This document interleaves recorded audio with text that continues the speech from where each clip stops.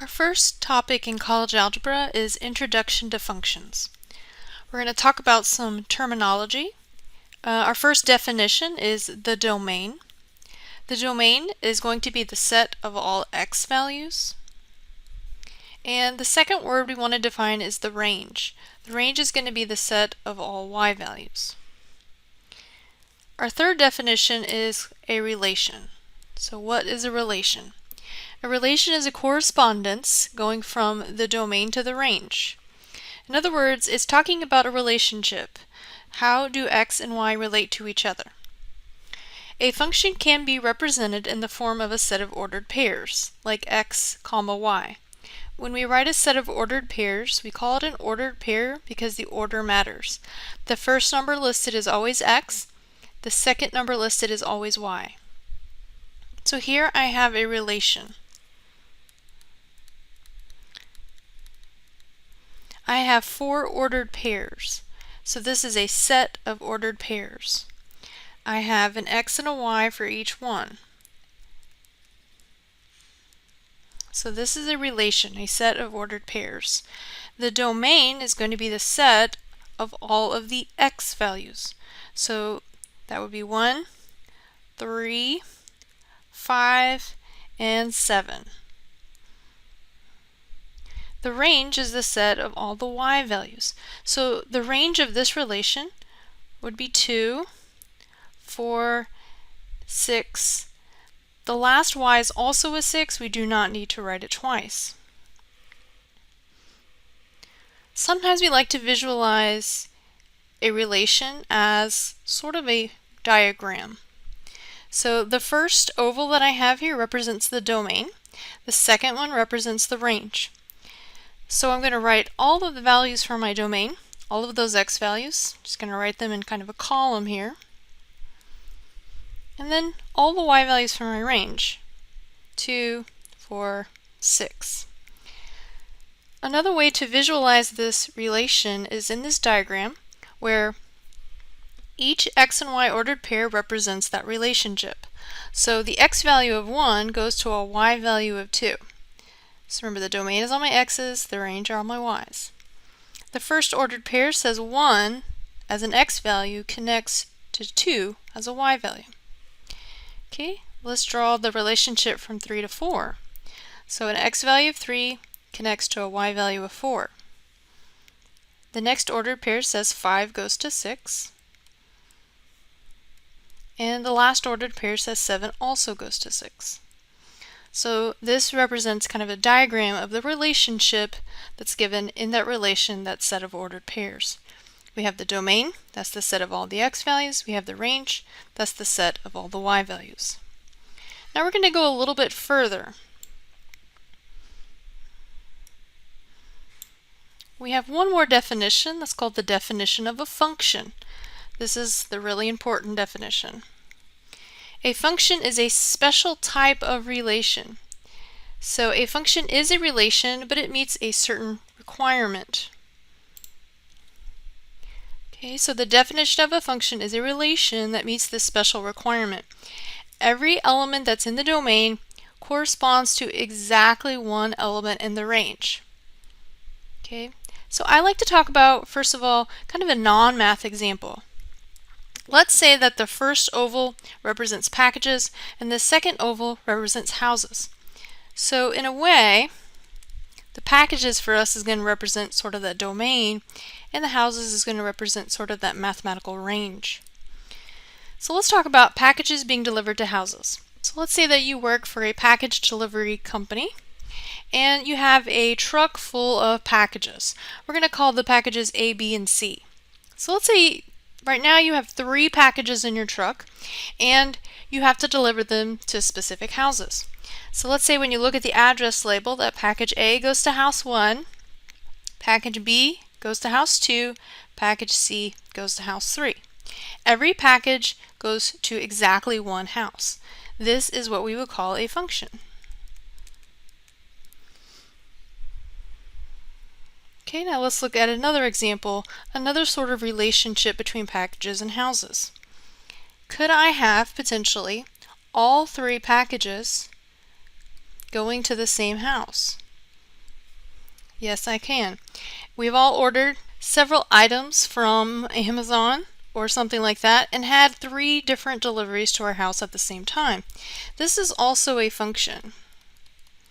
Okay, if you were the delivery person and you saw your 3 packages in the back of your truck and they all had the same address label on them, they all go to house 1, you might be happy. 1 delivery, done.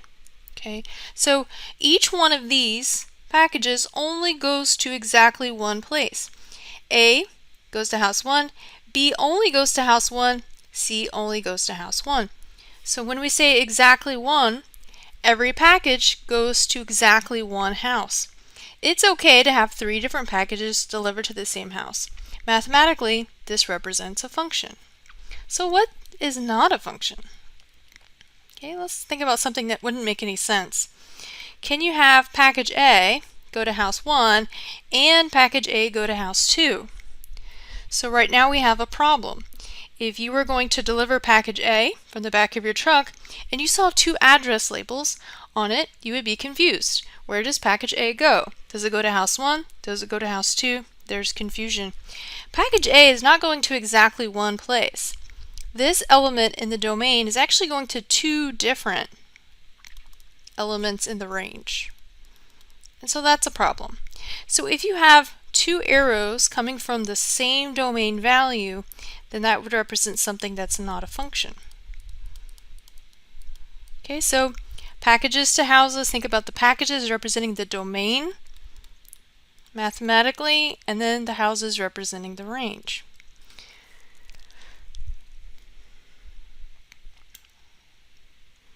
Alright, so let's look at some mathematical examples. Okay, so here I have domain and range. I don't have the ovals, but we can imagine them. What we want to do is look at each one of these relationships and tell if they also are considered to be functions. So we have our domain and our range, so we have our arrows already there for us. So here we have an x value of 1 that goes to a y value of 4, an x value of 2 that goes to a y value of 5, an x value of 3 that goes to a y value of 6.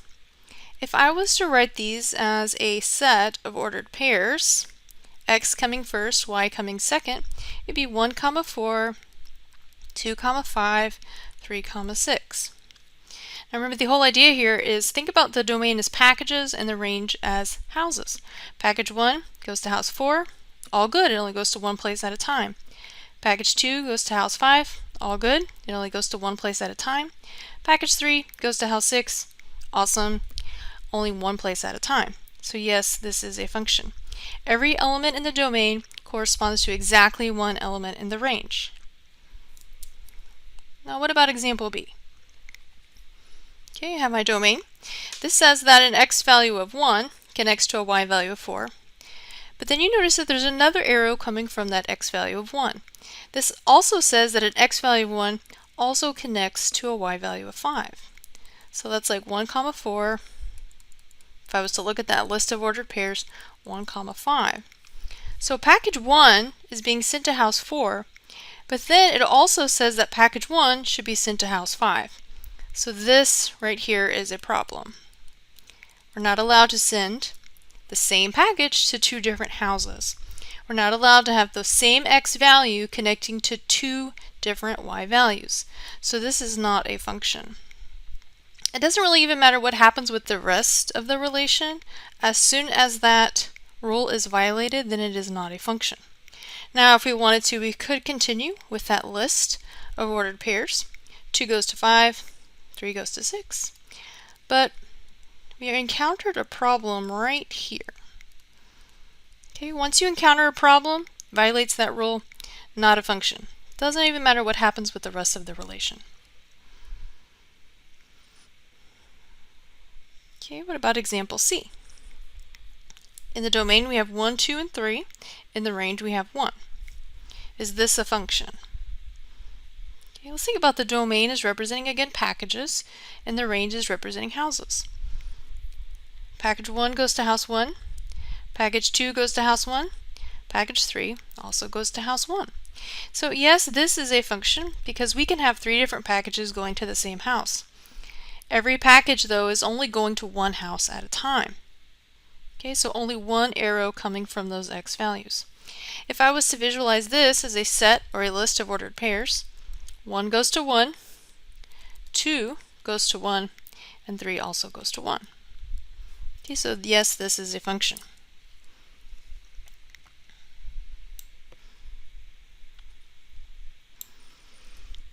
Alright, what about example D?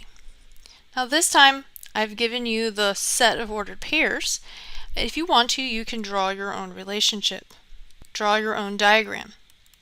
Here we have the domain, and here we have the range. Okay, so we have 1, 3, 5, and 7. And in the range we have 2, 4, and 6. We have 6 again, but we don't need to write it twice.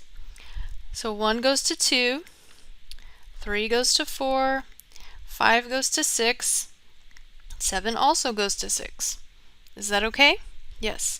As long as we have only one arrow coming from every x value connecting to a y value, we're good to go. Is this a function? Yes, it is. There is another way that we can tell if we have a function or not when we look at that list of ordered pairs without actually drawing the diagram. An easy way to tell if you're going to have a function is looking for repeated x values. If there are no repeated x values in that list of ordered pairs, then it will be a function.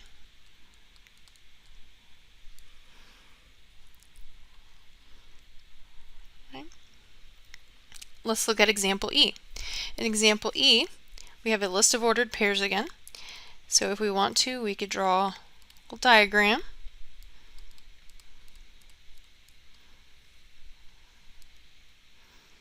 Okay, so I'll put my 2 here. I have another 2, that's okay, I don't need to write it twice. And then I have a 5, and then I have a 7. So those are the x values. Those are the domain values. And then we have a y value of 3, 4, and then 6 again, but we don't need to write it twice. Alright, so let's draw our arrows. 2 goes to 3. That's fine. But then the next ordered pair says 2 also goes to 4.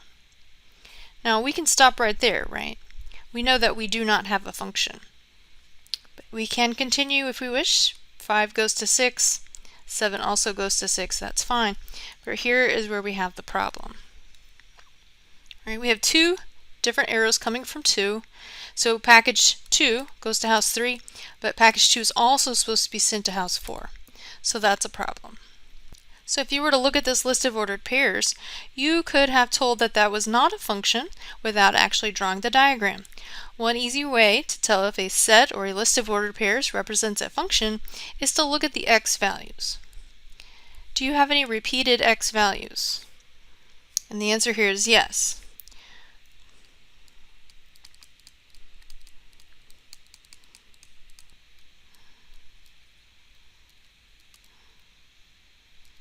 If we have repeated x values in our list of ordered pairs, then our answer for is this a function is no.